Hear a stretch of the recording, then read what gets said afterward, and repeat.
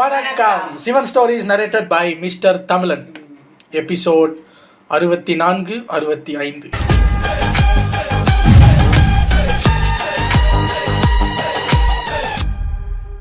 இன்னைக்கு 2 எபிசோட் பார்க்க போகிறோம். ஏன்னா ரெண்டுமே சின்ன சின்ன எபிசோட் தான். ஸோ இது ஒரு 15+16 மினிட்ஸ் வீடியோங்கிறதுனால டக்குன்னு பார்த்துட்டு ரெடி. போன பாட்டுல நம்ம சிவன் பார்வதி தேவி சொன்ன பதில வச்சு அவங்க மனபலத்தை புரிஞ்சுக்கிட்டார். என்னதான் வெளியில கொஞ்சம் வரப்பா நம்ம சிவன் காட்டிக்கிட்டாலும் உள்ள நம்ம பார்வதி தேவி சொன்ன அந்த பதில கேட்டு செம குஷி ஆயிட்டாரு நம்ம சிவன். பார்வதி தேவி தொடர்ந்து அந்த யாத்திரைக்கான பாதையில போயிட்டாங்க. ஆனா நம்ம சிவனும் இன்னும் அங்கேயே தான் நின்னுகிட்டு இருக்காரு. அதே சமயம் அங்க நம்ம நாரதர் வராப்ல. அந்த ஒரு சிவனை பார்த்து, சிவனே என்ன நீங்க பார்வதி தேவியை இப்படி போக விட்டுட்டீங்க? அவங்க வாட்டுக்கு போய் மான் சரோவர்ல தண்ணி எடுத்து சிவலிங்கத்துக்கு அபிஷேகம் செஞ்சு பூஜையை முடிச்சிட போறாங்க. போங்க சிவனே,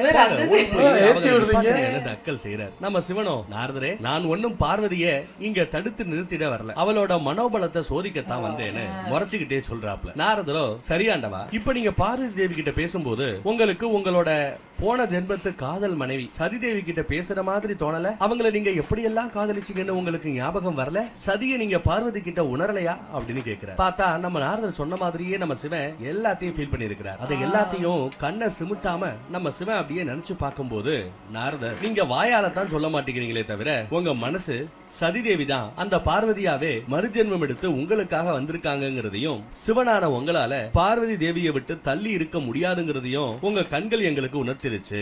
ஆனா நீங்க வாய் விட்டு தான் சொல்ல மாட்டேங்கிறீங்க. அதெல்லாம் பரவாயில்ல, ஆனா நீங்க ஏன் உங்க மனசு சொல்றதை கேட்டு நடந்துக்க மாட்டேங்கிறீங்கன்னு தான் எங்களுக்கு புரிய மாட்டேங்குது அப்படின்னு சொல்லி வருத்தப்படுறாரு. இது எல்லாத்துக்கும் நம்ம சிவங்கிட்ட இருந்து எந்த ஒரு பதிலும் வரல. நெக்ஸ்ட் சீன்ல பார்வதி தேவி நடந்து கடைசியா இப்பதான் அந்த மான்சரோவருக்கு வராங்க. இந்த மான்சரோவர் அப்படிங்கிறது வேற எந்த இடமும் இல்லைங்க, சதிதேவி புது பொண்ணா கைலாயத்துக்கு வந்தப்போ நம்ம சிவன் சதிதேவி குளிக்கிறதுக்காக இங்கதான் இந்த இடத்தை உருவாக்கி கொடுத்திருந்தார். இங்கதான் மந்திரம் போட்டு சதிதேவிக்கு மாத்து துணியெல்லாம் எடுத்து கொடுத்திருந்தார். அதையெல்லாம் அப்படியே திரும்ப நினைச்சு பாக்குற நம்ம பார்வதி தேவி, எப்போ நம்ம சிவன் அதே மாதிரி அந்த பழைய அன்போட, அந்த பழைய காதலோட, அந்த பழைய புருஷனா எனக்கு திரும்ப கிடப்பாரு அப்படின்ற மாதிரி, எப்போ தன்னை மனைவியா ஏத்துப்பாரு அப்படிங்கிற ஒரு எதிர்பார்ப்பு தெரியுது. அப்போ அந்த மான்சரோவர் நதியில இந்த அம்மாவோட புகுந்த வீடு, அதான் கைலாயத்தோட அந்த நிழல் தெரியுது, அந்த பிம்பம் தெரியுது, கைலாய மலையோட மிரர் தெரியுது. அத பாக்குற பார்வதி தேவி, கைலாய மலையே, உன்னை விட்டு நான் பிரிந்தேன். தட்சனோட யாகத்துக்கு போறதுக்காக இந்த மலையை விட்டு நான் பிரிந்தேன். அதன் பிறகு மறுபடியும் உன்னை வந்தடைவதற்கு ஒரு ஜென்மம் நான் காத்திருக்க வேண்டியதாகி விட்டதே அப்படிங்கிற மாதிரி சொல்லி கைலாயத்துல இவங்க எப்படியெல்லாம் சிவன் கூட சந்தோஷமா இருந்தாங்கிறத நினைச்சு பாக்குறாங்க. அப்படி நினைச்சு பார்த்தவங்க, கைலாயமே உன்கிட்ட திரும்பி நான் எப்ப வருவேன்னு எனக்கு தெரியாது, ஆனா நான் உன்கிட்ட திரும்பி கண்டிப்பா வருவேன்ற அந்த நம்பிக்கை மட்டும் எனக்கு இருக்குன்னு கைலாய மலையோட பிம்பம் கிட்ட பார்வதி தேவி பேச்சுவார்த்தை நடத்திக்கிட்டு இருக்கும் போது, நந்தி தேவர் பார்வதி தேவி மான்சரோவர் சதிதேவி தான் நாங்க, கைலாய மலை தான் ஸ்ரீலங்காவே, உன்னை விட்டு பிரிந்தோமே எப்ப வருவோம்னு காத்து கிடக்குற அப்படிங்கிற ஒரு எனக்கு அப்படி போயிருச்சு மைண்டு. வந்திருக்காங்கிறத புரிஞ்சுக்கிட்டு அவங்கள பார்க்க வந்திருக்கிற. அப்போ நந்தி தேவரை பார்த்த நம்ம பார்வதி தேவி, நந்தி நீங்க என்ன பண்ற அப்படின்னு கேக்குறாங்க. பார்வதி தேவி போன ஜென்மத்துக்கு அப்புறம் இப்போதான் நந்தி தேவரை அவரோட ஒரிஜினல் ரூபத்துல பாக்குறாங்க. ஆனாலும் ஈஸியா கண்டுபிடிச்சிட்டாங்களே நந்தி தேவர் பார்வதி தேவியோட கால்ல விழுந்து, அம்மா நான் யாருன்னு உங்களுக்கு தெரிஞ்சிருச்சான்னு கேக்குறாரு. அப்ப நம்ம பார்வதி, நந்தி நான் உன்னோட அம்மா, என்னோட பையனை எனக்கு தெரியாதா? நீ எந்த ரூபத்துல வந்தாலும் நான் உன்னை கண்டுபிடிச்சிருவேன். அன்னைக்கு நான் ரொம்பவே வருத்தமா இருந்தப்ப கூட நீ ஆடு மேய்க்கிற பையனா வந்து என்ன பக்தி மார்க்கத்துல போக சொன்னியே, அப்பயே நான் உன்னை கண்டுபிடிச்சேன். ரொம்பவே சந்தோஷமாயிராப்ல. பார்வதி தேவி, சரி கைலாயத்தில் இருக்கிற மற்ற சிவகணங்கள் எல்லாம் எங்க, அவங்க எல்லாம் எப்படி இருக்காங்கன்னு பார்வதி நலம் விசாரிக்கிறாங்க. அப்போன்னு பார்த்து எல்லாரும் மரத்துக்கு பின்னாடிதான் நம்ம பசங்க எல்லாம் சிவகணங்கள் எல்லாம் ஒளிஞ்சிட்டு இருக்காங்க போல. எல்லாரும் வந்து பார்வதி, சொல்லணுமா தாயே, நீங்க என் அம்மாங்கிறதுனால நான் என்ன வேஷத்துல வந்தேன்னு கண்டுபிடிச்சிட்டீங்க. அப்போ அவரு இன்னொன்னு பையனே கண்டுபிடிச்ச புரிஞ்ச முடியாதா? இப்ப கூட குளத்தாங்கரையில வச்சு ராஜா மாதிரி வேஷம் போட்டு வந்து ஏதோ பேசினாரு, அதான் உடச்சு அனுப்பிட்டோம்ல. எல்லாம் தெரியுது அவங்களுக்கு. வேஸ்ட்டுங்க நீங்க சும்மா இது பண்ணி வர்றது. தேவியை வணங்குறாங்க, ஆசி வாங்குறாங்க. நம்ம நந்தி, அம்மா நீங்க தண்ணி எடுத்துட்டு திரும்பி உங்க யாத்திரைக்கு கிளம்புறதுக்கு முன்னாடி கொஞ்ச நேரம் உட்காருங்கம்மா, நான் உங்களுக்கு பாத அபிஷேகம் செய்யணும் அப்படின்னு சொல்றேன். ஐயோ அதெல்லாம் வேண்டாங்கிறாங்க. என்னம்மா நீங்க என்ன உங்களோட பையன்னு சொல்றீங்க, அப்ப நான் கண்டிப்பா உங்களுக்கு பெத்த தாய்க்கு பாத அபிஷேகம் செய்யணும். அடுத்த திங்கக்கிழமைக்குள்ள அவங்க அங்க போகணும் சார். உட்கார வைக்கிறார் நம்ம நந்தி. பாத பூஜை செய்யறதுக்காக பார்வதி தேவியோட காலை பாக்குறாரு. அப்பதான் தெரியுது பார்வதி தேவி இவ்வளவு தூரம் கல்லுலையும் பனியிலையும் மணல்லையும் நடந்து வந்தது இல்ல, அவங்க காலு ஃபுல்லா ரத்தம் அடிக்குது. அதை பாக்குற நந்தி, தாயே உங்க காலு ஃபுல்லா ரத்தம், நீங்க இப்படி கஷ்டப்படுறதை என்னால பார்க்க முடியும் முடியல அப்படின்னு சொல்லி ஓன்னு அழுக ஆரம்பிச்சார். ஆனா நம்ம பார்வதி தேவி இது ரத்தம் கிடையாது நந்தி, இதெல்லாம் என்னோட இந்த மனித உடலோட அசுத்தங்கள், அதுதான் இப்ப ரத்தமா வெளியில போகுது. என்ன பார்த்து நீ கஷ்டப்படாத நந்தி, எனக்கு வலிக்கவே இல்லை. ஏன்னா இந்த வலியையும் என்னோட வேதனைகளும் அந்த சிவனை அடையும் போது, அந்த சிவனை அடைகிற அந்த பாதையில நான் போகும்போது மலர்களா எனக்கு தெரியும். இந்த வலிகள் எனக்கு சுகமாகும். அந்த நாளை எதிர்நோக்கி தான் காத்திருக்கிறதா சொல்றாங்க. நெக்ஸ்ட் சீன்ல நம்ம சிவனை காட்டுறாங்க. அவரும் நாரதரும் இன்னும் பேசிட்டு தாங்க இருக்காங்க. நாரதர் கேட்ட கேள்வி எல்லாம் இப்போ சிவனோட வாயிலிருந்து அதற்கான பதில்கள் வெளியில வர ஆரம்பிக்குது. நாரதரே, நீ கேட்ட கேள்விக்கெல்லாம் இப்ப நான் பதில் சொல்றேன். நான் முத அந்த குகையில பார்வதியை பார்க்கும் போது என்னோட பாதியில நின்னு போட அந்த காதல் தான் மறுஜென்மம் எடுத்து பார்வதி ரூபத்தில் வந்திருக்கிறது என்பதை நான் அன்றே அறிவேன். ஆனா நான் ஏன் பார்வதியை தெரியாத மாதிரி நடந்துகிட்டேன்? நான் ஏன் பார்வதியை ஏத்துக்கல? பார்வதி முழுசா சதி மாதிரி இல்லைனாலும் இன்னும் அவகிட்ட சில அசுத்தங்கள் அவ மனித ரூபத்தில் இருக்கிறதுனால அவளோட ஒட்டிக்கிட்டு தான் இருக்கு. அதையெல்லாம் நான் அவளை சோதிச்சு அந்த அசுத்தத்தை வெளியில எடுக்கிறேன். இந்த அசுத்தங்கள் அனைத்தும் நீங்கி அவங்க ஆதிசக்தியோட ரூபமா மாறினாதான் தாரகாசுர மாதிரி ஒரு கொடூர அரசனை அழிக்கிறதுக்கான அந்த குழந்தையை அவளால பெற்றெடுக்க முடியும். அதுக்கு தான் நான் இப்படி எல்லாம் பார்வதியை சோதிக்கிறேன்னு சொல்றாரு நாரதரோ. ஆண்டவா, உங்களோட ஆழ்ந்த ஞானத்தை புரிஞ்சுக்கிற அளவுக்கு எனக்கு ஞானம் இல்லை. ஆனா நான் ஒண்ணு மட்டும் சொல்றேன், நீங்க பார்வதி தேவியை சோதிங்க, வேண்டாம்னு சொல்லல. ஆனா நீங்க அந்த சோதனையை ஒரு குருவா இருந்து செய்யுங்க. அவங்க சோதனையில தோத்து போகணும்னு நினைக்காம பார்வதி தேவியோட உண்மையான குருவா மாறி அவங்க அந்த சோதனையில வெற்றி பெறணும்னு நினைங்க. ஒருவேளை அந்த சோதனையில அவங்க கஷ்டப்பட்டா ஒரு குருவா இருந்து அவங்களுக்கு உதவி பண்ணுங்கன்னு சொல்றார்.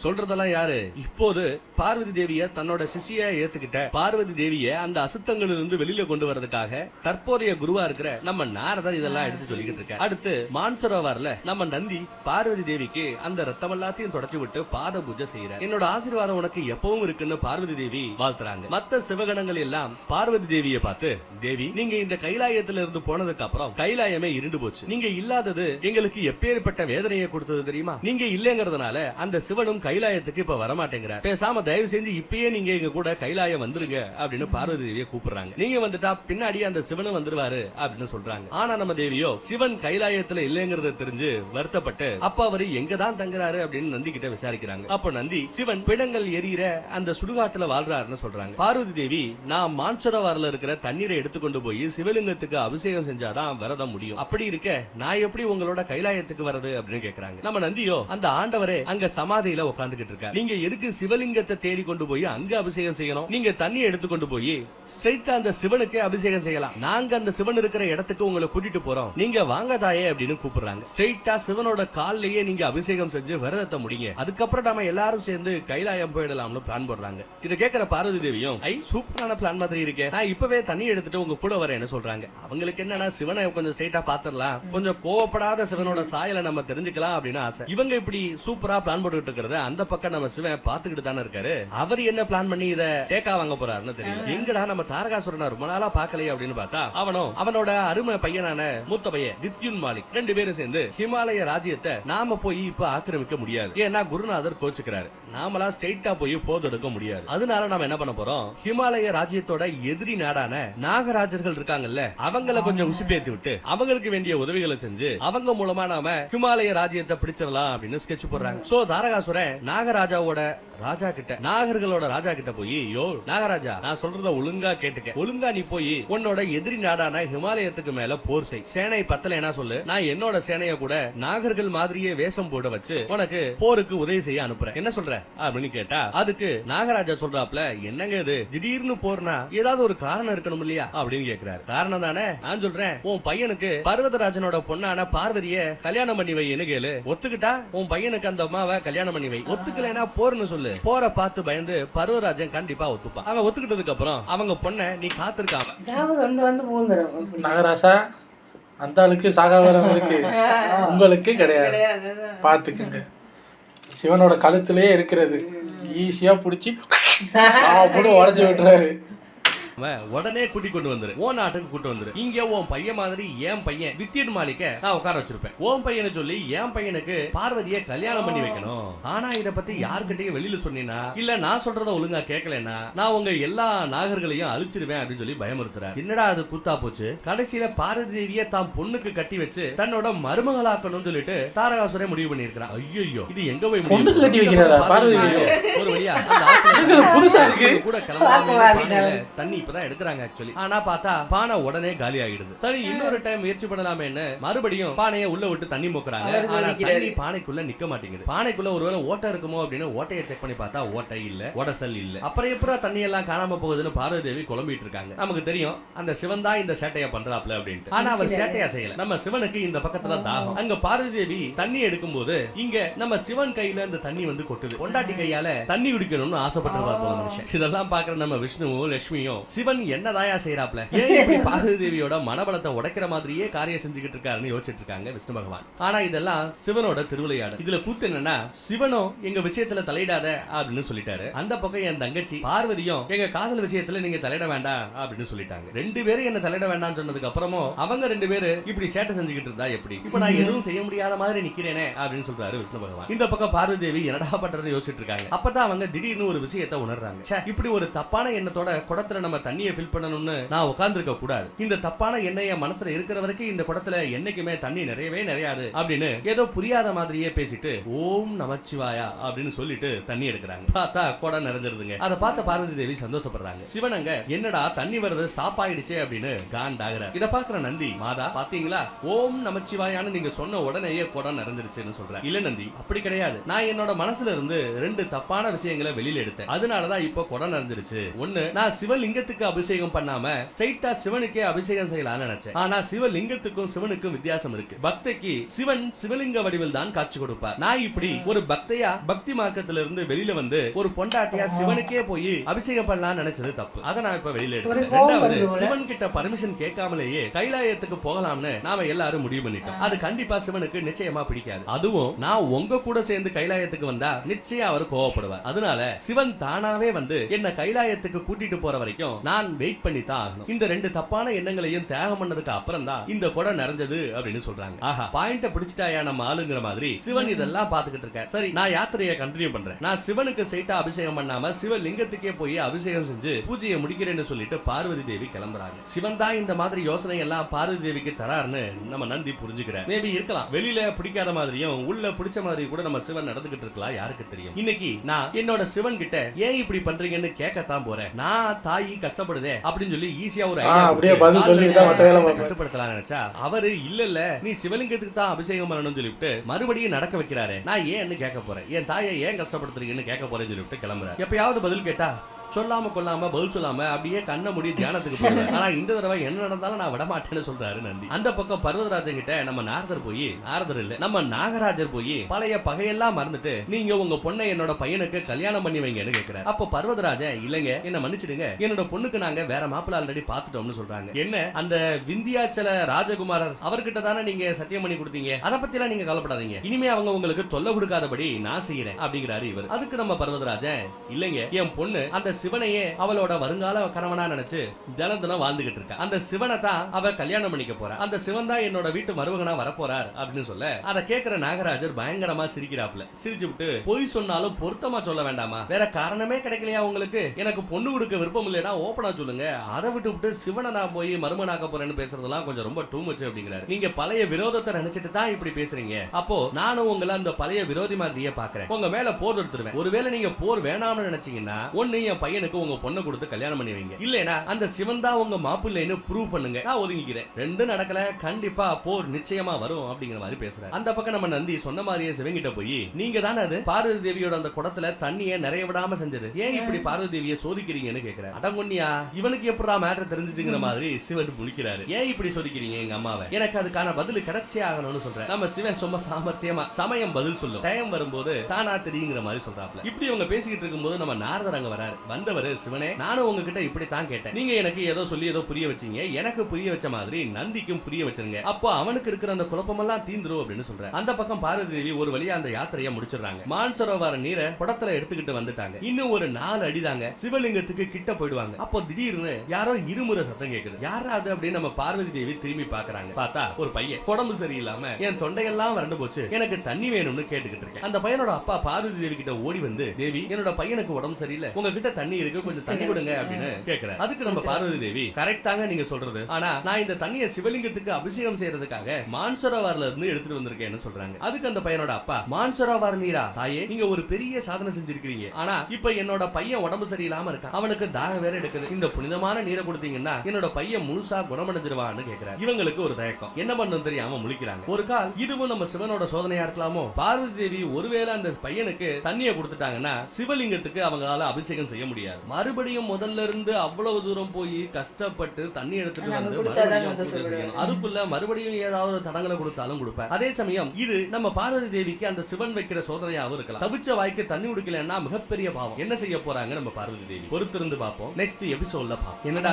ஒரு நாளைக்கு 20 நிமிஷத்தை நெருக்கி நான் வீடியோ போடுவேன்னு சொன்னேன், இன்னைக்கு 14 நிமிஷத்துலயே முடிச்சிட்டானே அப்படின்னு நீங்க தப்பா நினைக்க வேண்டாம். கொஞ்சம் முன்ன பின்ன ஆகுது. நீங்க அதை நோட் பண்ணீங்களா அப்படின்னு சரியா தெரியல. கடந்த சில நாட்களாக நான் பேசுற சில எபிசோட்ஸ் உங்களுக்கு வித்தியாசமா பட்டதா அப்படின்னு எனக்கு புரியல. மேட்டர் என்னன்னா, இப்ப நான் பேசிக்கிட்டு இருக்கிற சில பல எபிசோட்ஸ் நம்ம சிவன் ஸ்டோரியில தமிழ்ல இல்ல, ஹிந்தியில மட்டும்தான் இருக்கு. சரி, ஹிந்தியில இருந்தாலும் பரவாயில்ல, நம்ம என்ன பண்ணுவோம், இங்கிலீஷ் சப்டைட்டில் போட்டு எப்படியோ படத்தை பார்த்து மேட்ச் பண்ணுவோம், சீரியஸா பார்ப்போம். அப்படி பார்க்கலான்னு பார்த்தா இங்கிலீஷ் சப்டைட்டிலும் நமக்கு கிடைக்கவே இல்லை. முழுக்க ஹிந்தியில தான் இருக்கு.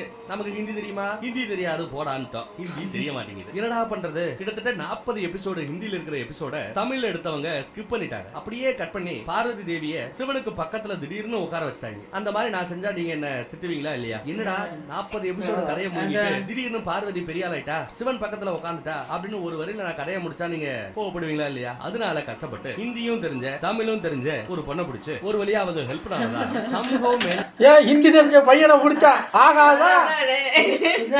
பொண்ணு பிடிச்சி வந்திருக்கேன். ஹிந்தியும் தமிழும் தெரிஞ்சு, ஆனா இவ்வளவு ஒர்க் பண்றாரு ஒருத்தங்களை வேலைக்கு எடுத்து. ஏமா கொஞ்சம் புரிய வைமா.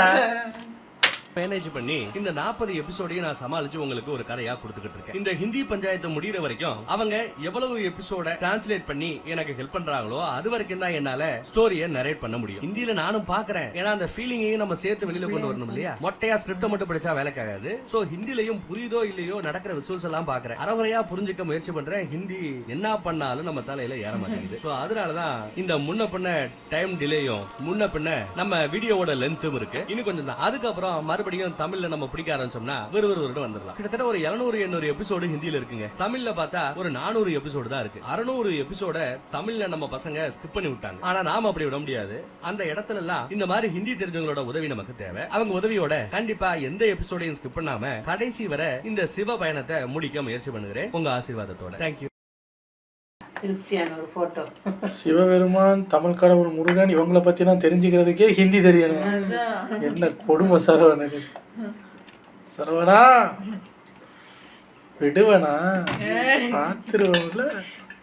சரி வாங்க நம்ம அடுத்த எபிசோடையும் சேர்த்து பார்த்துடலாம். 65 ரெடி. போன பாட்டுல நம்ம பார்வதி தேவி மான்சரோவர்ல இருந்து சிவனுக்கு அபிஷேகம் செய்யறதுக்காக தண்ணி எடுத்துட்டு வந்துடுறாங்க. ஆனா வர வழியில ஒரு பையனோட அப்பா, அவர் பையனுக்கு உடம்பு சரியில்லை, கொஞ்சம் தண்ணி கொடுங்க தேவி அப்படின்னு கேட்கிறார். நம்மளோட கெஸ்ஸிங் சரிதான். இதெல்லாம் நம்ம சிவனோட திருவிளையாடல், நம்ம சிவனோட சோதனை. பார்வதி தேவிக்கு அவர் வைக்கிற பரீட்சை. அவங்களும் என்னடா பண்றதுன்னு யோசிச்சுக்கிட்டே நின்னுகிட்டு இருக்காங்க. இந்த பக்கம் இப்படி நாகராஜ வந்து பொண்ணை கொடுங்க இல்லைன்னா போருன்னு பேசிட்டு போயிட்டாப்லையே அப்படின்னு மீனாவதி தேவியும் பர்வதராஜனும் இப்ப என்ன பண்றதுன்னு டிஸ்கஸ் பண்ணிக்கிட்டு இருக்காங்க. ஒண்ணு பொண்ணை கொடு, இல்லையா நீ சொன்ன மாதிரி ஓ மாப்பிள்ள அந்த சிவனை காட்டு, அப்படியும் இல்லையா கண்டிப்பா போர் அப்படின்னு சொல்லிட்டு தான் போனானுங்க. பொண்ணை கொடுக்க முடியாது, போருக்கும் தயாரா இல்ல.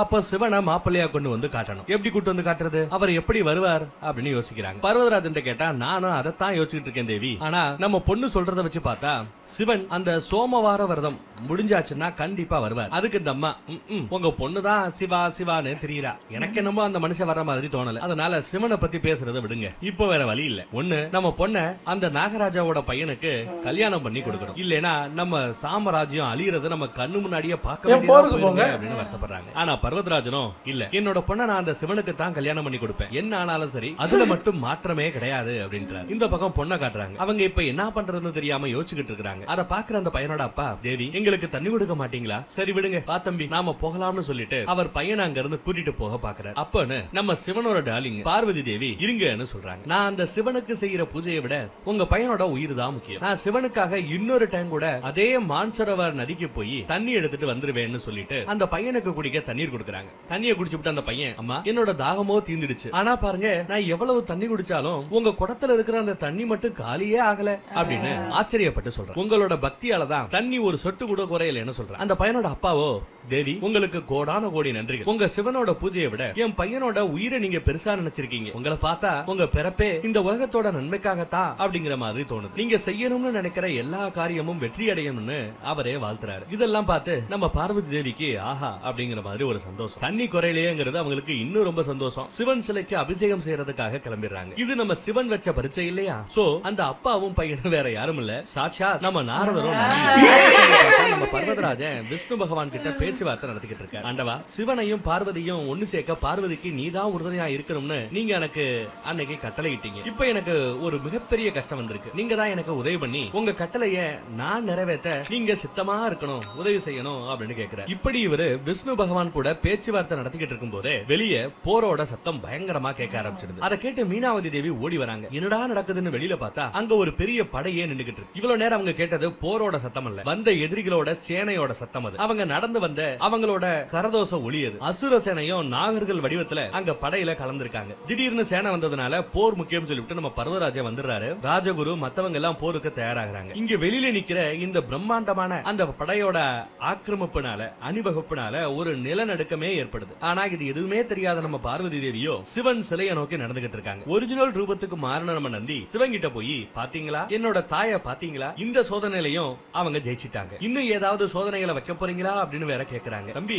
இதுதான் ஸ்டார்டிங், இன்னும் நிறைய இருக்கு அப்படிங்கிற மாதிரி நம்ம சிவன் பாக்குறாரு. கட் பண்ணி இந்த பக்கத்துல அரண்மனையில பார்த்தா நம்ம ஹிமாலய சேனையும் நாகர்கள் மாதிரி வேஷம் போட்டிருக்கிற அசுர சேனைக்கு நடுவுல மிகப்பெரிய சண்டை நடந்துகிட்டு இருக்கு. பிரம்மாண்டமான போர், மிகப்பெரிய சண்டை, யுத்தம். ஆனா யுத்தத்துல அடி வாங்குறது என்னவோ நம்ம ஹிமாலய சேனை தான். சமாளிக்க முடியல. சண்டையோட முடிவுல எல்லாரும் சேர்ந்து நம்ம பர்வதராஜனை சுத்தி வளைச்சு அவரை கீழே தள்ளி விட்டுறாங்க. வித்யுன் மாலிக் அப்படிங்கிற அந்த அசுரன் நம்ம தாரகாசுரன பையன் கூட அந்த கூட்டத்துக்குள்ளதான் இருக்காங்கிறத பர்வதராஜன் பாக்குறாரு. இங்கே அவன் பொண்ணு அப்படின்னு அந்த ஆளு கேக்குறான். இந்த பக்கம் பார்வதி தேவியோ சிவனை நோக்கி பூஜை செய்ய ஆரம்பிச்சிட்டாங்க. பூஜையும் நல்லபடியா பண்ணிட்டாங்க. அவ்வளவுதான், இப்போ தண்ணி ஊத்திட்டாங்கன்னா அவங்களோட பூஜை முடிஞ்சிடும். அவங்க பூஜையை செஞ்சு முடிக்க போறத நம்ம நாரதர், நந்தி, சிவன் கூட அப்படியே பாத்துக்கிட்டு இருக்காங்க. அவள நந்தி தேவர் கூட அவ்வளவுதான், இப்போ பார்வதி தேவி பூஜையை முடிச்சிருவாங்க. அதுக்கப்புறம் சிவனே நீங்க பார்வதி தேவியை ஏத்துக்கிட்டு தான் ஆகணும் அப்படிங்கிற அபிஷேகம் செஞ்சு முடிச்சிருவாங்க, பூஜை முடிஞ்சிடும் அப்படின்னு எல்லாரும் வெயிட் பண்ணிட்டு இருக்கும் போது பார்வதி தேவியும் அந்த தண்ணியை வச்சு அபிஷேகம் செய்ய வரும்போது கரெக்டா பார்வதி அப்படின்னு கூப்பிட்டுக்கிட்டே மீனா தேவி அங்க வந்துடுறாங்க. அம்மாவோட பேச்சை கேட்டதுமே, அந்த சத்தத்தை கேட்டதுமே பார்வதி தேவி பூஜையை நிறுத்திட்டு,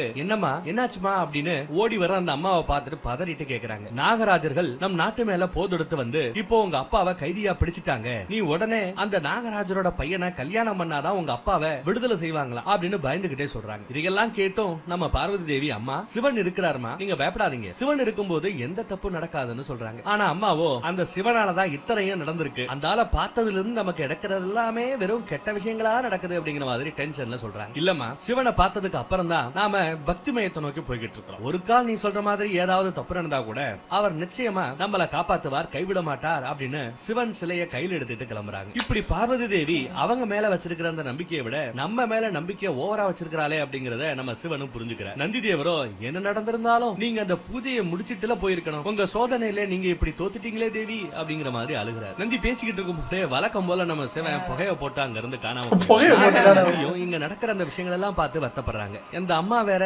சிவன் மேல இவ்வளவு நம்பிக்கை வச்சு பேசுறாங்க. கடைசியில நம்ம சிவன் என்னதான் செய்ய போறாரோ அப்படிங்கிற மாதிரி நமக்கு எல்லாருக்கும் ஒரு மாதிரி இருக்கு. கட் பண்ணா நம்ம தாரகாசுரனை காட்டுறாங்க. அவன் சொல்றான் கர்வத்தோட, அந்த ஆண்டவன் சிவன் இருக்கானே அவன் ஸ்ட்ரெயிட்டா எனக்கு அமரத்துவம் அப்படிங்கிற அந்த வரத்தை கொடுத்திருக்கலாம், ஆனா கொடுக்க மாட்டேன்டாப்ல. அவர் அமரத்துவத்தை எனக்கு கொடுக்காத வரைக்கும் நான் எந்த பொண்ணையும் அவர்கிட்ட நெருங்க கூட விட மாட்டேன். அவர் காலாகாலத்துக்கும் கல்யாணம் செய்யாமலேயே தான் இருக்கணும். அவர் எனக்கு அமரத்துவம் கொடுக்காத அந்த தப்புக்காக இந்த உலகமே அல்லல் பட போறது. ஒரு கடவுளா இருந்துட்டு உலகம் இப்படி அல்லல் படும்படி இவ்வளவு விஷயங்களையும் செய்ய வைக்கிறியே, நீ எல்லாம் ஒரு ஆண்டவனா அப்படிங்கிற மாதிரி பேசிட்டு இப்ப என் பையன் வருங்கால மனைவியை கூட்டுக்கிட்டு இங்க வந்துகிட்டே இருப்பான், என்னையா பண்ண போற அப்படின்ற மாதிரி கர்ஜித்துக்கிட்டு இருக்கேன். இங்க பர்வதராஜனை சும்மா கைதி மாதிரி கையில விலங்கு மாட்டி கட்டி வச்சிருக்காங்க. அவரோ, நான் உயிரோட இருக்கிற வரைக்கும் என்னோட பொண்ணை உங்களால ஒண்ணு செய்ய முடியாது, அவளை நாகராஜனோட பையனை கல்யாணம் பண்ணிக்க நான் ஒத்துக்கவே மாட்டேன் அப்படின்னு சொல்றேன். அதுக்கு வித்யுன் மாலிக், சரி உன்னோட பொண்ணை புகுந்த வீட்டுக்கு அனுப்புற அந்த பாக்கியமாவது உனக்கு கிடைக்கட்டுமேனு பார்த்தேன், அதுவும் வேணாமா, சரின்னு வாளை வச்சு பர்வதராஜனோட தலைய வெட்ட வருவான். அப்போன்னு பார்த்து கரெக்டா அங்க நம்ம பார்வதி இருங்கடா டே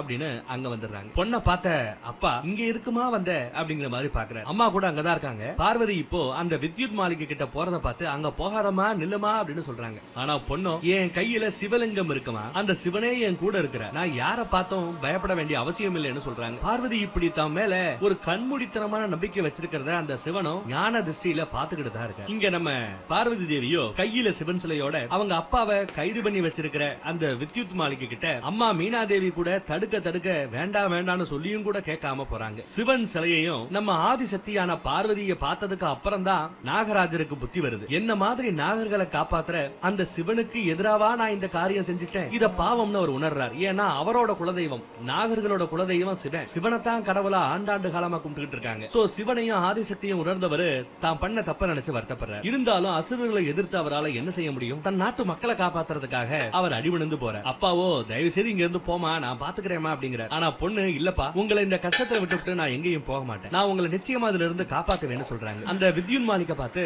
என்னோட அப்பாவை ஒழுங்கா விட்டுருன்றாங்க. ஆனா அவன் கண்டிப்பா விடுறேன், ஆனா நீங்க என் கூட பாதாள லோகத்துக்கு வந்து நாகராஜனோட பையனை கல்யாணம் பண்ணா மட்டும்தான் விடுவேன்னு சொல்றேன். சரி, என் அப்பாவை காப்பாத்துறதுக்கு இதுதான் ஒரே வழினா நான் அதையும் செய்வதற்கு தயார் தான் சொல்லிட்டு அந்த பாதாள லோகத்துக்கு வரேன்னு சொல்லிடுறாங்க. அப்ப அப்பா பொண்ணை பார்த்து எப்படிமா சிவனவும் புருஷனா நினைச்சு சின்ன வயசுல இருந்து வளர்ந்துகிட்டு இருக்க, அப்படி இருக்க எப்படி நீ இவங்களோட அந்த பாதாள லோகத்துக்கு போய் இன்னொருத்தவரை கல்யாணம் பண்ண வேலை கேட்கிற? அதுக்கு பொண்ணும் என்னோட முழு வாழ்க்கையே என்னைக்குமே அந்த சிவனுக்கு தான் சமர்ப்பணம், அதுல எந்த மாற்றமும் கிடையாது. பாதாளமா இருந்தா என்ன, இல்ல சொர்க்கமா இருந்தா என்ன, என் சிவன் தூணிலும் இருப்பார் துரும்பிலும் இருப்பார், அவர் என்னை எந்த ஒரு துன்பத்திலும் அவர் இப்ப தூங்கிட்டு இருக்காரு. இதையெல்லாம் கேட்டு ஓரளவு தைரியம் வந்து நாகராஜன் வாயை திறக்கிறான். நான் என் பையனோட கல்யாணத்தை பார்வதி தேவி கூட எப்படி செய்ய முடியும்? சிவன் என்ன மாதிரி நாகர்களை காப்பாத்துறவர், எங்களோட குலதெய்வம், என்னோட குலதெய்வத்துக்கு எதிராக என்னால எப்படி செயல்பட முடியும்? நிச்சயமா முடியாது, நான் தப்பு பண்ணிட்டேன். சிவன் அந்த ஆண்டவன் என்ன கடுமையா தண்டிக்க போறாருன்னு வளர்றாரு. அதுக்கு அசுரர்கள் சிவன் உன்னை தண்டிக்கிறதுக்கு முன்னாடி நாங்க உன்னை தண்டிக்க போறோம், இவனையும் பாதாள லோகத்துக்கு பார்சல் பண்ணுங்கடா அப்படின்னு சொல்லிடுறாங்க. இப்போ நம்ம தேவிய பாதாள லோகத்துக்கு கூட்டிட்டு போறதுக்காக அவங்கள ஒரு பல்லக்குல யார நம்ம தேவியே ஒரு நம்ம பார்வதி தேவியும் எல்லாம் அந்த சிவன் பார்த்துப்பேன் அப்படிங்கிற மாதிரி சிவன் சிலைய கையில தூக்கிக்கிட்டே அந்த பல்லக்குல போய் உட்காந்துக்கிறாங்க. இந்த பக்கம் இதெல்லாம் பாக்குற நம்ம நந்தி இன்னைக்கு சோதனை பார்வதி தேவிக்கு இல்ல, அந்த சிவனுக்கு தான் இன்னைக்கு சோதனை. அந்த சிவன் மேல பார்வதி தேவி வச்சிருக்கிற அந்த நம்பிக்கைக்கு தான் சோதனை. ஆண்டவா இப்ப நீங்க என்ன செய்ய போறீங்க அப்படின்னு சிவனை மனசுல நினைச்சு கேட்கிறார். ஆனா எப்பவும் போல நம்ம சிவன் இன்னும் தியானத்துல தான் இருக்க. அந்த பக்கம் பார்வதி தேவியோ அவங்க கையில இருக்கிற அந்த சிவலிங்கத்தை பார்த்து ஆண்டவா என்னோட முழு வாழ்க்கையுமே என்னைக்கோ உங்களுக்கு நானு கொடுத்துட்டேன், இன்னைக்கு நான் உங்களோட பாதாள லோகத்துக்கு போறேன்னா தனியா போகல, உங்களையும் என் கூட கூட்டிட்டு தான் போறேன். என்னோட குடும்பத்துக்கு ஏற்பட்டிருக்கிற இந்த கஷ்டத்தை போக்குறதுக்கு உங்களை சாட்சியா வச்சுதான் நான் அந்த பாதாள லோகத்துக்கு போறேன். ஆனா ஒருவேளை அங்க எனக்கு ஏதாவது ஆனா அது எல்லாத்துக்கும் நீங்க தான் பொறுப்புன்றது சொல்லிட்டு பார்வதி தேவி கண்ண மூடி ஓம் நமச்சிவாயா அப்படின்னு பூஜை பண்ண ஆரம்பிச்சிடறாங்க. பல்லக்குல உட்காந்து பூஜை பண்றாங்க. இந்த பக்கம் 4 பேர் வந்து அந்த பல்லக்க தூக்க முயற்சி பண்றாங்க. தூக்கிட்டு பாதாள லோகத்துக்கு போகணுமா, ஆனா யாராலையும் தூக்க முடியல, அசைக்க முடியல. நம்ம பார்வதி தேவி தொடர்ந்து ஓம் நமச்சிவாயா ஓம் நமச்சிவாயா ஓம் நமச்சிவாயான்னு சொல்லிக்கிட்டே இருக்காங்க. முழு அசுர சேனை வந்தும் கூட அந்த பல்லக்க தூக்க முடியல. எல்லாம் நம் ஈசனின் லீலைகள் தான், அவன் விளையாட்டுக்கு எல்லையே இல்லை. அடுத்து நம்ம பார்வதி தேவியோட சிவன் சிலையில இருந்து ஒரு ஒளி மாதிரி வருது. அப்படியே அந்த முழு இடமும் நிலநடுக்க வந்த மாதிரி அப்படியே ஆடு. யாராலையும் எதுவும் செய்ய முடியல. பார்வதி தேவியோ விடாம ஓம் நமச்சிவாயா ஓம் நமச்சிவாயான்னு சொல்லிக்கிட்டே தான் இருக்காங்க. இவ்வளவு நடந்தோம் அடங்காத அந்த வித்யுன் மாலை பேசாம பார்வதியை இங்கேயே கொன்னுடலாம்னு முடிவெடுத்து ஒரு மந்திரத்தை சொல்றான். அந்த மந்திரத்துல இருந்து ஒரு விசித்திரமான பயங்கரமான ஜந்து பெரிய பல்லோட வருது. அதுகிட்ட போய் அவளை கொல்லுன்னு சொல்றான். அதே சமயம் இந்த பக்கம் நம்ம சிவன் இவ்வளவு நேரம் தவத்துல இருந்தவர் அப்படியே டப்னு எந்திரிச்சிடுறாரு. அந்த ஜந்தோட எதிர்த்து போராட பார்த்த பர்வதராஜனும் சரி மீனாதேவியும் சரி அப்படியே மயங்கிடுறாங்க. அந்த ஜந்து பார்வதி தேவி கிட்ட போறதுக்கு முன்னாடி கரெக்டா அங்க நம்ம சிவனோட சூளம் வந்து அந்த ஜந்துவை கொன்னுடுது. என் பொண்டாட்டியாவடா கொல்ல ஆனந்தீங்க அப்படிங்கிற மாதிரி சிவன் சும்மா கடும் கோபத்துல இருக்கிற. ஆனாலும் அடங்காத அந்த வித்யுன் மாலை திரும்பி ஒரு மந்திரம் போட்டு ஒரு ஈட்டியா வர வைக்கிறார். அதை ஓங்கி அப்படியே பார்வதி தேவி மயங்கிடுறாங்க. ஒரு வழியா தேவியோட கதையை முடிச்சாச்சு அப்படின்னு அசுரர்கள் எல்லாம் தேவியை சுத்தி நின்னு சிரிச்சுக்கிட்டு இருக்கும் போது மறுபடியும் அங்க ஒரு நிலநடுக்கம் ஏற்படுது. எல்லா அசுரர்களும் அப்படியே தூக்கி அடிக்கப்படுறாங்க. அப்போ நம்ம மகாதேவர் அங்க கடும் கோபத்துல வந்து நிக்கிறார். எல்லாரையும் பார்த்து அப்படியே உரக ஒரு மாதிரி பாக்குறாரு பாருங்க. அந்த பார்வையே அவங்களை எரிச்சிடும் போல இருக்கும். இதையெல்லாம் எப்படியோ உணர்ந்த நம்ம அசுர குருதேவர் சுக்கராச்சாரியர் நான் எப்படியாவது போய் தாரகாசுரனோட பசங்களை காப்பாத்துறமேன்னு நினைக்கிறேன். இங்க நம்ம சிவனும் அவரோட சூலத்தை வச்சு வித்யுன் மாலைக்கு அப்படியே கொல்ல வருவார். அப்ப கரெக்டா நம்ம சுக்கராச்சாரியர் அங்க வந்து பிரபு இவங்களோட குருவா இருக்கிறனா இவங்களோட முட்டாள்தனத்துக்காக அவங்க சார்பா நான் உங்ககிட்ட மன்னிப்புக்கேன். இவ்வளவு நேரம் அவங்க ஆட்டம் போடும்போது கக்கஸ்ல உட்கார்ந்து இருந்தியா? போய் அந்த பக்கம். பிரபு தயவு செஞ்சு இவங்களை எதுவும் பண்ணிடாதீங்க, மன்னிச்சிடுங்க, நம்புங்க பிரபு. இவனுங்களை பிரபு, திரும்பி இந்த கார்த்திக் மாதிரி வந்து ஒரு விதாந்தரமான காரியத்தை என்னைக்குமே இவங்க செய்ய மாட்டானுங்க. டேய் கிறுக்கு பழகலா, என்னடா காரியம் பண்ணி வச்சிருக்கீங்க, மன்னிப்பு கேளுங்கடா அப்படின்னு அந்த அசுரர்கிட்ட இப்பதான் சிவனும் இல்ல இவங்களை கொன்னுட்டு தான் மறுவேளை பாப்பேங்கிற மாதிரி கோவத்துல நிக்கிறார். மன்னிச்சிடுங்க பிரபுன்னு திரும்ப அந்தால போட்டுருங்க சார் கேட்டதுக்கு அப்புறம் நம்ம சிவன் இவங்க செஞ்ச இந்த காரியத்துக்கு மன்னிப்பு எல்லாம் பத்தாது, ஆனா நீங்க ஒரு குரு, நீங்களே கேக்குறதுனால இவங்களை நான் போனா போட்டுங்கிற மாதிரி இப்ப விட்டுறேன். இன்னொரு வாட்டி எப்படி நடந்தா எல்லாரையும் கொன்னுடுவேன்னு எச்சரிக்கையும் கொடுக்குறார். இதுதான்டா சான்ஸ்னு குருதேவரும் எல்லா அசுரர்களையும் கூட்டிக்கிட்டு அங்க இருந்து மறைஞ்சு போயிடுறாரு. அதுக்கப்புறம் தான் நம்ம சிவன் கொஞ்சமா அவரோட கோவத்தை குறைச்சிட்டு அங்க மயங்கி இருக்கிற நம்ம பார்வதியை பாக்குறாரு. பார்வதி தேவி சின்ன வயசுல இருந்து இவரை எப்படி எல்லாம் காதலிச்சாங்க, அதெல்லாம் தெரிஞ்சிருந்தோம் இவர் பார்வதியை யாருன்னு தெரியாதுன்னு சொன்னதும், இதெல்லாம் நடந்த பிறகும் பார்வதி தேவி இவர் மேல இம்புட்டு நம்பிக்கை வச்சிருக்கிறத எல்லாம் பார்த்து யோசிச்சுட்டு அவரோட சூலத்தை ஒரு ஓரமா நிக்க வச்சுட்டு தேவி கிட்ட போய் அவங்க தலையை அப்படியே தடவி கொடுத்து, என்ன மன்னிச்சிடு பார்வதி, நான் வர்றதுக்கு கொஞ்சம் லேட் பண்ணிட்டேன் அப்படிங்கிறார். அதுக்கப்புறம் நம்ம தேவியோட கையை பிடிச்சு, நான் உனக்கு சத்தியம் செஞ்சு தரேன், நிச்சயமா நான் உன்னை ஏத்துப்பேன், உனக்கு உண்டான அந்த கரெக்டான பாதையில நானே உன்னை கூட்டிட்டு போவேன்னு சொல்லிடுறேன். அப்பா, ஒரு வழியா மனுஷனுக்கு புத்தி வந்துச்சியா. அடுத்து பார்வதி தேவியை தூக்கிட்டு போய் ஒரு இடத்துல படுக்க வச்சுட்டு கிளம்பலாமேன்னு பார்க்கும்போது நம்ம நந்தியும் நாரதரும் வந்துடுறாங்க. வந்தவங்க,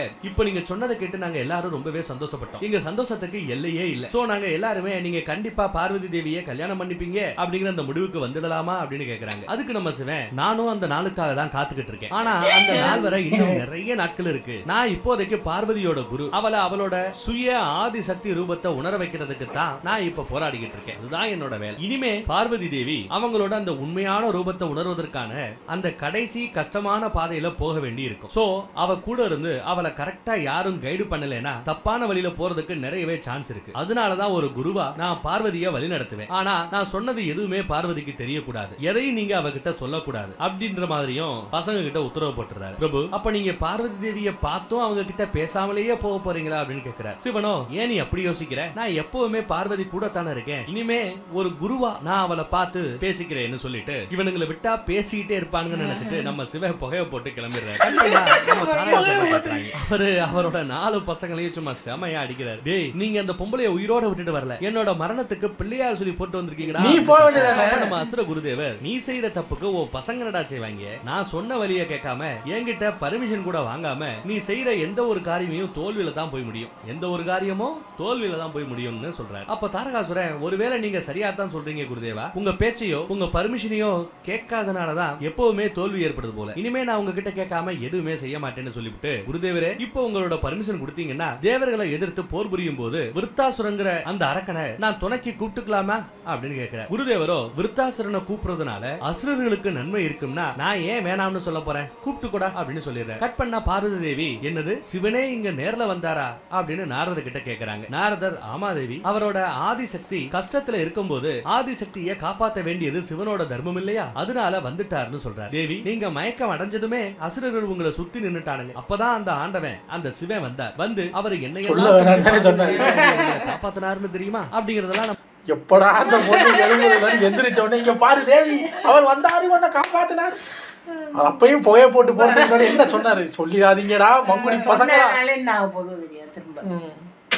நாரதர் சொல்லிக்கிட்டு இருக்காரு. இதெல்லாம் பக்கத்திலேயே இருந்து நம்ம பர்வதராஜனும் கேக்குறான். நான் சிவனை பத்தி கேள்விப்பட்டிருக்கிறேன், ஆனா இன்னைக்கு தான் உதாரணத்தோட பாக்குறேன்னு சொல்றேன். பார்வதி தேவி, நாரதரே நீங்க சொன்ன மாதிரி சிவன் இங்க வந்திருக்கலாம், என்ன காப்பாத்திருக்கலாம், ஆனா என்ன வந்து பார்த்ததுக்கு அப்புறமும் ஏன் என்கிட்ட பேசவே இல்ல, என் கூட பேசணும்னு அவருக்கு தோணலையா, நீங்க ஏன் அவரை நிப்பாட்டலன்னு கேக்குறாங்க. நாரதரோ, சிவன் எது செஞ்சாலும் அது சரியாதாமா இருக்கும், உங்களுக்கு அவரு காட்சி கொடுக்கக்கூடிய அந்த நாள் வெகு தொலைவில் இல்ல, ஆனா நீங்க எப்போ அந்த தவத்தை முடிப்பீங்கன்னு அவரு காத்துக்கிட்டு இருக்க, அதோட உங்களுக்கு கஷ்டம் வரும்போதெல்லாம் உங்களுக்கு உதவ அந்த ஆண்டவர் ஓடி வருவார் அப்படிங்கிறாரு நாரதர். அப்ப நம்ம பார்வதி தேவியும் கண்ணை மூடி யோசிச்சு பாக்குறாங்க. அதுல அவங்க சதிதேவியா இருக்கும்போது தட்சனோட யாகத்துக்கு போறதுக்கு முன்னாடி ஒரு அக்னி சர்க்கிள்ல உட்கார வச்சு பஞ்ச அக்னி சாதனையை செஞ்சுட்டு நீ தட்சனோட யாகத்துக்கு போன்னு சொல்லி இருப்ப, ஆனா நம்ம சதிதேவியோ அதெல்லாம் எனக்கு செய்ய தெரியாது, செய்ய நேரமும் இல்ல, நான் யாகத்துக்கு போயிட்டு வந்துதான் நீங்க சொல்ற அந்த பஞ்ச அக்னி சாதனத்தை செய்வேன் அப்படின்னு சொல்லிருப்பாங்க. இது அவங்க மைண்ட்ல திடீர்னு கிராஸ் ஆகுது. அப்ப சரி, இனி இதுதான் நான் செய்ய வேண்டிய வேலை, நான் சதியா இருந்தப்போ செய்ய முடியாதத அந்த பஞ்ச அக்னி சாதனத்தை இப்ப செய்யறேன் இனி செய்ய போறேன் அப்படின்னு சொல்றாங்க. அடுத்து இவங்க தவம் செய்வதற்காக சிவன் தவம் செஞ்ச அந்த அமர்நாத் குகையில இவங்களும் போய் தவம் செய்ய போறாங்களா. சிவனை அடையிற வரைக்கும் அங்கிருந்து இவங்க திரும்ப போறதா இல்லைன்னு முடிவெடுக்கிறாங்க. கட்பட்டா நம்ம சிவன் ஒரு குருவா உட்கார்ந்து நந்தி, சிவகணங்கள் மற்றும் சப்த ரிஷிகளுக்கு ஏதோ ஒரு பாடம் எடுத்துக்கிட்டு இருக்க. அப்ப நம்ம ததீசி முனிவர் கல்வினா என்ன அப்படின்னு கேட்கிறார். நம்ம சிவனும் கல்விங்கிறது ஒரு மனுஷனோட முழுமை தன்மையையும் அவனோட அறியாமையையும் போக்குறது. ஆனா எப்படி ஒரு கல்லை இன்னொரு கல்லால உரசனாதான் தீவிரம் அப்படிங்கிற மாதிரி ஒரு மனுஷனோட அறியாமைய போக்குறதுக்கு ஒரு உரசுற கல்லா ஒரு குருதேவ அப்படிங்கிற. இனிமேதான் பார்வதிக்கு ஒரு குருவா மாறி அவளுக்கு அவளோட உண்மையான ஆதிசக்தி ரூபத்தை உணர வைக்க போறேன்னு சொல்ற. அப்போன்னு பார்த்து நம்ம நாரதர் அங்க வராரு. வந்தவர் சிவனை பார்த்து, என்ன இன்னும் நீங்க இனிமேல்னு சொல்லிக்கிட்டு இருக்கீங்க, இப்பவே கிளம்புங்க. ஏன்னா பார்வதி தேவி தவம் செய்வதற்காக அமர்நாத் குகைக்கு கிளம்ப போறாங்க. இன்னொரு முக்கியமான தீர்மானமும் எடுத்துட்டு போயிருக்காங்க. சிவனை அடையிற வரைக்கும் அந்த குகையில இருந்து தான் வெளியில வர போறதில்ல அப்படின்னு முடிவெடுத்திருக்காங்கிறத சொல்றாரு. இது கேட்கிற நம்ம சிவன், நாரதரே திரும்பி பார்வதி அவளோட அவசரத்தை காட்டிட்டா. இன்னும் அவ உடம்புல அந்த 16 அசுத்தங்கள்ல கொஞ்சம் அசுத்தங்கள் மிச்சம் இருக்கு. அதெல்லாம் போகாம அவளால தவம் செய்ய முடியாது. சோ அந்த அசுத்தங்களை நான் சோதனை செஞ்சுதான் வெளியே போக்கணும், வேற வழி இல்லைன்னு சொல்றேன். இன்னும் என்னென்ன சோதனைகளை நம்ம சிவன் கொடுக்க போறாரோ அதுக்கெல்லாம் தாண்டி நம்ம பார்வதி தேவி தேர்வாங்களா அடுத்தடுத்த பாகங்கள்ல பார்க்கலாம். Thank you sir. இப்படி போட்டு சாதனை கீதனை இப்போ ஒரு நல்ல முடிவுக்கு வந்தீங்கன்னு நினைச்சா அதுக்குள்ள சோதனை இழுக்க போறேன் குளுக்க போறேன். நல்ல முடிவு வந்திருக்கோம். வேற அந்த ஹிந்தி தெரிஞ்ச அழகு அதான் இப்போ மட்டும் இந்த ஹிந்தி பிரச்சனை இல்லைன்னா நேரா கட் பண்ணி அவங்க ஒரு பார்வதி ஆயிட்டாங்க அப்படிங்கறதான் பார்த்துருக்கணும். பரவாயில்ல, இந்த ஃப்ளோவிலே போவோம். நாளைக்கு வந்து சந்திக்கிறேன். Take care.